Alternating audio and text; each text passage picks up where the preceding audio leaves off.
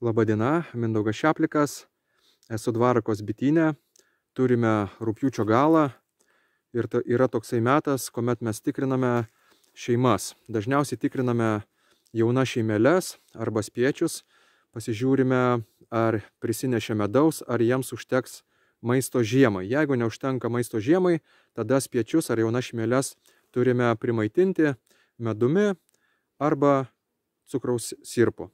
Renkamės kiekvienas pagal save.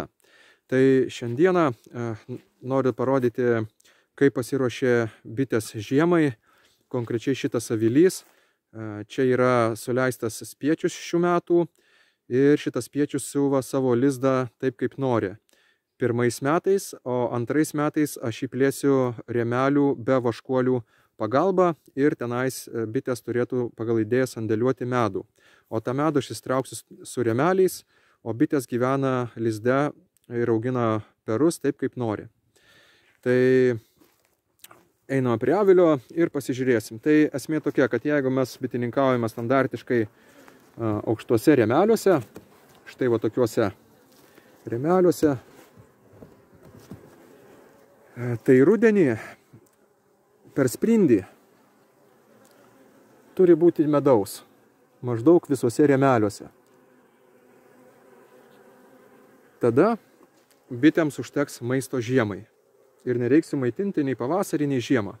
Iš vis pavasarį atpuola toks darbas kaip maitinimas. Jeigu mes paliekame iš rudenio teisingą kiekį medaus. Esu nufilmavęs jau video apie rudeninę patikrą, tai nuorodą į tą video paliksiu po šito aprašymu. Ten yra viskas smulkiau, pasižiūrėkite, kaip daroma rudeninė patikra, į ką reikia atkreipti konkrečiai dėmesį. O šiandieną mes pasižiūrėsime, kaip tas spiečius pasiruošė savo lizdą žiemai. Štai, kaip matote, lizdas ir rėmukai, ne rėmukai, o čia bitės siūva kaip nori. Reiškia, yra lizdinis blokas, jeigu dar taip trumpai įdengsiu medžiagą. Yra lizdinis blokas, kuriame bitės siūva korius taip, kaip nori ir jo šiek daro savo tvarką.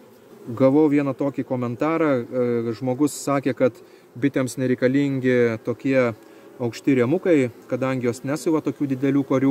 Tame video, kur buvo tas komentaras, buvo spiečius nufilmuotas, kaip 3 savaitės jisai gyveno, dar koriai nebuvo pasiūti, taip kaip turi būti. O dabar jau turime rugpjūčio pabaigą ir kaip matote, bitės beveik pilnai pasiuvo visą erdvę.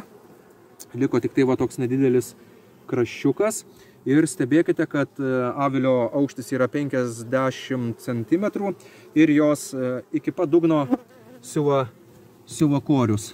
Štai belieka tik tais koksai, turbūt iki 2 cm tarpelis, kaip aš matau, iš čia. Liko tik tai tokia ertmė, o toliau yra viskas užsiūta. Tai bitėms vis dėlto reikia tokio aukšto rėmo, ta prasme viskas čia gerai, viskas tvarkingai.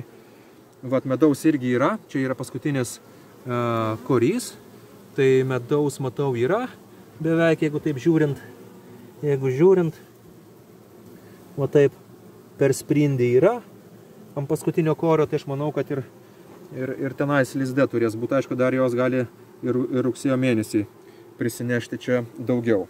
Tai taip spiečiukas natūraliai siuva savo lizdą ir kitais metais aš jau plėsiu, jeigu spiečiukas išgyvens per žiemą, tai kitais metais jau dėsiu rėmelius be vaškuolių ir čia bitės sandėliuos man perteklinį medų, o lizde augins savo perus ir toliau. Dar noriu pasakyti, kad labai gerai yra saugoti tamsius korius, kol dar bitės yra aktyvios. Tai yra toje vietoje, kur yra laisva vieta, avilys yra didelis, todėl čia galima sandėliuoti rėmukus. Tai tokius tamsius rėmukus aš sandėliuoju už pertvaros. Čia bitės dar yra aktyvios, jos vaikšto tenais, ropinėja ir dėl to nesiveisia kandys. Tai iki vėlyvo rudens, kol bitės aktyvios, galime drąsiai saugoti tamsius korius nuo kandžių avilyje. Tai ačiū Jums už dėmesį ir iki.